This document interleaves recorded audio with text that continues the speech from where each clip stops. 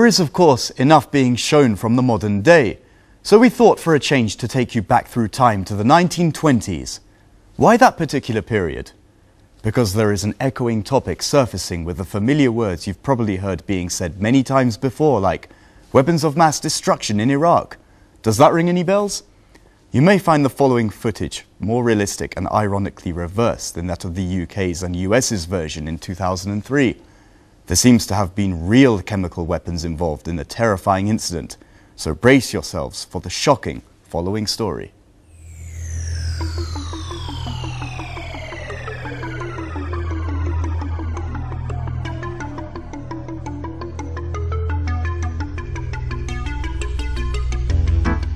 There's dozens of ballistic missiles. It has sponsored and sheltered terrorists. Paying suicide Chemical bombers. weapons are equally chosen. Biological weapons, including anthrax and botulism toxins. Biological and chemical agent to kill millions of people. Chemical weapons, including VX and sarin, mustard gas. To a massive and sudden horror. The use of weapons of mass destruction in Iraq, over which the country was invaded by US and British forces in 2003, goes back to the early days of the 20th century when British officials had strongly supported the use of such weaponry. Britain started testing its chemical weapons on innocent people of Iraq in the 1920s, almost 100 years ago, when the Arab and Kurdish people of Iraq resisted the British occupation, a move which had developed into a full-scale national revolt and could have cost Britain dearly. As the Iraqi resistance gained power, Britain resorted to increasingly repressive measures, including the use of poison gas against Iraqi tribes. Back then, the Marshal of the British Royal Air Force RAF, Sir Arthur Trevors Harris, commonly known as Bomber Harris by the press, and often within the RAF as Butcher Harris, said once, "The Arab and Kurd now know what real bombing means in casualties and damage. Within 45 minutes, a full-size village can be practically wiped out and a third of its inhabitants killed or injured."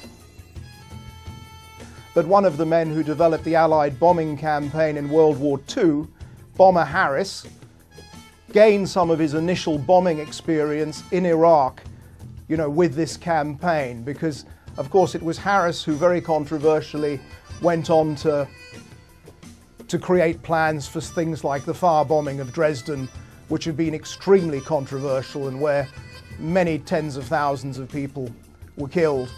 And that sort of saturation bombing, which some have argued in itself was a form of state terrorism later. Moreover, the then Secretary for War and Air, Winston Churchill, wrote to Sir Hugh Montagu Trenchard, the pioneer of air warfare, about the possibility of using some kind of asphyxiating bombs to control turbulent tribes in Iraq. He'd been, involved with aviation right from the start as well. And he saw this as a modern and cheap way of controlling this very, very vast area of land and all the constituent tribes within it. And during those years, in the early 20s, there were a number of missions against both Arab tribes and Kurds using gas bombs of one sort or another. The substances that were used, it's not clear. They may have been tear gas, possibly mustard gas, conventional munitions as well. Winston Churchill saw this as a more humane method than using conventional bombs, but that said, many civilians were killed in this area, and so you could certainly question the morality of it at that level. But it is interesting from a historical point of view that this is probably the first time that gas was used in this way, and also as an adjunct to a policing policy for a vast colonial imperial territory. I do not understand this squeamishness about the use of gas. I am strongly in favour of using poison gas against uncivilized tribes, said Churchill, who was in no doubt that gas could be profitably used against innocent Iraqi people.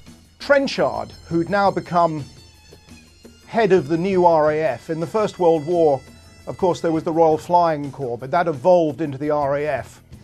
And Trenchard had proposed to Churchill, who became colonial secretary in 1921, having previously been Minister of Munitions and Secretary of State for War and Air, that a cheap way to police these Mesopotamian territories would be to use air bombing using mustard gas and similar substances as a means of pacifying tribes that were not conforming to the will of the British government. And this policy was put into action. One of the people who endorsed it and who was involved in setting up what became a new monarchy in Mesopotamia, a Hashemite monarchy, was T.E. Lawrence, better known as Lawrence of Arabia, who was a friend of both Trenchard, the boss of the RAF, the new RAF, and also of Churchill, who was the new colonial secretary. British cabinet ministers were also reluctant to sanction the use of such a weapon, despite their knowledge that it could permanently damage eyesight and could easily kill children and sick people. Churchill Churchill said to his colleagues in government that this method would be more humane than conventional munitions. But also I think it's worth stating that the political situation at the time was extremely confused after the First World War, because the Mesopotamian territories were controlled not just by the War Office, but by the India Office as well, and the Foreign Office. And one of the things that Churchill wanted to do was to bring Mesopotamia under the control of what was then called the Colonial Office. Hundreds of Iraqi and Kurd people, including defenseless women and children, were slaughtered by the RAF employment of chemical weapons in the region in the 1920s. Today, in 2013, after almost a century, Iraq is still fragile as the US and Britain invaded the country again in 2003 under the pretext of it having weapons of mass destruction. The idea that we doctored intelligence reports in order to invent some notion about a 45-minute capability of delivering weapons of mass destruction. The idea that we doctored such intelligence is completely and totally false. Every single piece of intelligence that we presented was cleared very properly by the Joint Intelligence Committee. Now, after spending hundreds of billions of dollars on their warmongering policies and a decade of war crimes in the Arab country, the US and British officials announced that such weapons were never found. We were told the whole point of this war was to disarm Saddam's weapons of mass destruction. We've not yet found a single such weapon to disarm. And that's why we need to find out why it went wrong, who did get it wrong. The Intelligence Committee is set up by the Prime Minister. It is answerable to the Prime Minister. I think there would be genuine concern about objectivity in respect of it. War represents the fundamental breakdown or failure of politics and diplomacy. So any sensible country wants to learn the lessons to try and avoid that with a view to the future. What we are here to do is to represent the public interest, and the public interest demands, in my view, that we resolve these contradictions of what was said before the war and what's been said since the war.